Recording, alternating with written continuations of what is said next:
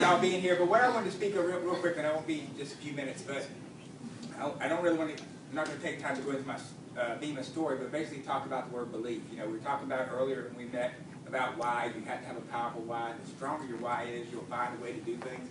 But the belief is the other part of the equation is just so vital. And I look back at parts of my life, and it's scary how belief played a part, and how some people sitting here right now, literally the difference between you eking out an income with Vemma, or maybe even quitting one day, or literally being financially free, will come down to that word belief.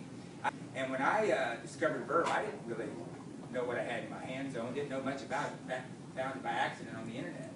And but it has 3.5 years later, and people like Matt Russell and Lewis Henry, who watched my success, they know when I got a $500 check. And they know now, they've seen me getting $7,000 checks. And they're like, holy cow, Dennis. And Lewis called me when I was on my way here. What are we going to do to get me going? And I'm like, if you ever stop and listen, let me show you what this is, you'll understand what we have a part of. And it's nothing that you have to push down people's throats. It's a very simple concept. But it does come down to having belief. And, you know, Sue was talking about that Vemma convention she was at, but that's the first Vemma convention I was at. We didn't know each other, but we were both there. Very similar situations. I had been in business a few months longer than her. But I think back to belief, and I go back to, first time I spoke in Vemma, I hit presidential, and I got to speak, and I told a story that got a lot of laughs, and it was a true story. And I was telling my daughter on the airplane ride here that your dad never dated in high school. And she's like, and I thought that would be like, oh, that's cool, Dad. Instead, she's like, God, pathetic. Don't tell any of my friends that. But bottom line was, when I was in 3rd grade, I remember it as it was yesterday. Sally Hester sitting right next to me. I take out a little notepad that says, do I like you? Do you like me? Yes, no, or maybe. You know, give yourself 2 out of 3 chance, right? And she wrote back, I kid you not, didn't even check yes, no, or maybe. So I really don't know. I mean, maybe she said yes. But she wrote back, you have a big head. And that was the end of that relationship. And so that scarred me. That was 3rd grade. So by the time I'm a junior and senior in high school, still never asked anybody out for a date. Such a, you know, I'm going to pick this big head and throw it on somebody. And so finally in college, I started dating in college when somebody asked me out. And I said, with the head and everything, okay, yeah. So that's when I started dating. So I said, but that was the level of belief. Someone made me believe something, and it's truly, it doesn't matter whether it's right or wrong. I know everybody judges my head size, right? For a southern kid, it's okay. But I was like, it didn't matter whether it was right or whether it was true to me. And so then I thought about a situation. I coached, like you were talking about coaching, I coached football, basketball, baseball for like 8 years, all my kids' sports. And we had a kid on our team named Max on our baseball team. And he was sort of like the last kid I always picked. And we had my 14 kids, and they were all good. And I was like, we got a championship. And they said, Dennis, we need you to pick up one more kid. I said, oh, please, God, that's not Max. And it was Max. I said, okay, so we take Max. Max always wore a football helmet. He never swung the bat the entire year. He would walk sometimes, and mostly he would strike out. But he never swung the bat. And so we're in a championship game, and we got runners on 1st and 2nd. We're down by 1 run. We've got to get a run in. It's 2 outs. Who's coming to bat? Max. And of course, because of my great coaching skills, I had to let him bat by the rules, so I could not even substitute for him. I put myself in that position that our whole season was on line with Max. So Max gets up there, bats into Max. Look, I know you hadn't swung the bat all season, but I believe in you. And what you're going to get up there, you're going to swing that bat and hit the ball. You got me? Yes, sir. And he gets up there and he buries in, strike. Didn't swing that bat. Time out. The 3rd base coach go down there and say, Max, what we just talked about, you got to swing that bat. You're going to swing that bat, we're going to lose the game, but that pitcher's going to throw 3 straight strikes because he knows you haven't swung the bat all season. So just swing. If you miss it, no big deal. Please tell me you're going to swing, right? Yes, sir. Gets back up there, throw the pitch, bat never leaves his shoulder, strike 2. I call time out again, walk down to Max and Max, for God's sakes, you got to swing the bat. Yes, I said, no, you told me that last 2 times. You haven't swung it yet. So finally I told him, Max, look at that dugout. You see all those kids there? You want to just tell those kids that we're going to lose? Because we will lose if you don't swing that bat. But if you swing and strike out, we will all hug your neck, which I know the rest of the kids wouldn't, but I said, we should be proud of you for giving us a shot. Because what you're saying by not swinging that bat is we don't get a shot. We don't get a chance. If you swing, Max, we got a chance. Trust me, just swing it. I don't care if you hit anything.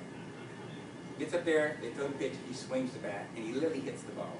And he hits it past the second baseman. And everybody is freaking out, including Max. And I'm yelling, "Run, Max, run!" And so he takes off to first base. And while this is happening, unfortunately, the outfielder was playing very shallow since Max had never hit the ball. And our guy was rounding third and trying to score, and they threw him out at home, and we lost. Every kid is crying, except for Max, who is jumping up and down on first base, excited as he did, because he made his hit. And the moral of that story was, it didn't change the outcome for us. But the next year, we have A and B All-Stars. A's the best, B's second best, but they're still the All-Stars. And Max made the B All-Stars the next year for our Little League. A kid who, for literally 4 years straight, had never swung a bat. All because somebody believed into him enough to say, "I believe you can do it, I believe you can do it." And he eventually took the chance and did it. And so, when we got started in this business 3.5 years ago, when I started, I didn't know whether I would do well or not do well. I had no experience in network marketing. I come from a background that after I graduated college, graduated Bachelor of Science degree, and took a job selling insurance. When I was selling insurance, I was very average. And they had a contest to go to the Bahamas, and it was a 15-week contest. And I was very average. I wasn't doing that good at anything. And I get a call after 14 weeks. And it was a 12-week contest, and I get a call after 11 weeks. And the top 15 out of this company about 500 people, top 15 get to go to the Bahamas on a cruise. And my boss called me and says, "Dennis, you got a chance to win this cruise. If you could sell $3,000 worth of insurance this next week," and I had never sold over 1,200. He said, "If you sell 3,000, you're going on the cruise." I think, "Oh my gosh, I must be in like 16th place. I can win this thing." And so I busted my tail that next week, and I actually sold $3,516 worth of insurance, won the cruise. But the cool thing about that story is, that night, that Sunday night when my boss called me, I wasn't in 16th place. I was in 42nd place. He was calling everybody just to get people to work. And if he had told me, "Dennis, you're in 42nd place," I'd have never tried. But I went out there every week thinking, "I'm in 16th. I got to get it. I got to get it." And I was able to do something that I'd never been able to do before. Now, the downside of that is that very next year I won every single award that company gave out. 18 awards were given out. I won all 18. And you can get a pretty swelled head when you do that. And 2 years later, I found myself literally sleeping in the backseat of my car, unemployed, going to take a job, a direct sales job in another town, and I lived in a little trailer back home, but I didn't have enough money for a hotel bill. And I was embarrassed to tell anybody. I knew my mother and dad would have loaned me money or given me money, but I didn't want to tell anybody. So I went to this town to work, and I slept in the backseat of the car. And as I slept in that backseat of the car, I was looking at the stars, and I was literally, tears, thinking, how did my life get like this? What are you going to achieve in life when you're sleeping in the backseat of your car, in your late 20s? And I'm sitting there thinking, I'm never even going to meet my soulmate. What girl's going to date you if you sleep in your car? Pick her up on a date and say, "You want to go to my house?" And she said, "Sure." And say, "Oh, jump in the back seat." And, it sounds good in theory, but it doesn't work. And so I'm sitting there, destitute, but I prayed, and somewhere, I felt God telling me, you're mentally more than this. That year that ended me up in that car, that year I made a little over $8,000. The following year I made $165,000 in the same sales arena that I'd been in, that I had failed at previously. The only thing that changed was my belief level. I was the same guy that had failed, but now I believe I could do things. And that led up to a career for a while that eventually led to opening tanning salons, and y'all know that story, and been in that business for 19 years. So when Vemma came along, one of the things that motivated me about it was the plan B. I didn't need the money. I was making incredible money. Sundays was doing over $9 million a year. We were growing every year, and we were expanding. I'm like, I don't really need another job. But I thought, what if something happens to the tanning industry? And that's when the tan tax hit, and all different things were hitting, and rumors of things. I thought, anything ever went wrong with tan, I could find myself right back in that car. So I said, I might need a plan B. So I got into Vemma, and I did okay. I made about $500 or $600 a week, and then three things changed my life. Number one, I went to St. Louis, met Ruth Elliott for the first time. And she inspired me, and I told about that in Vegas. 3 months later, I hit presidential, went from making $500 a week to making $2,000 a week, just on her telling that group of people that this guy's special, he can go all the way. And all of a sudden, I believed I could do it in Vemma. The second thing was, the very first person I met when I walked into their little reception area was Sue.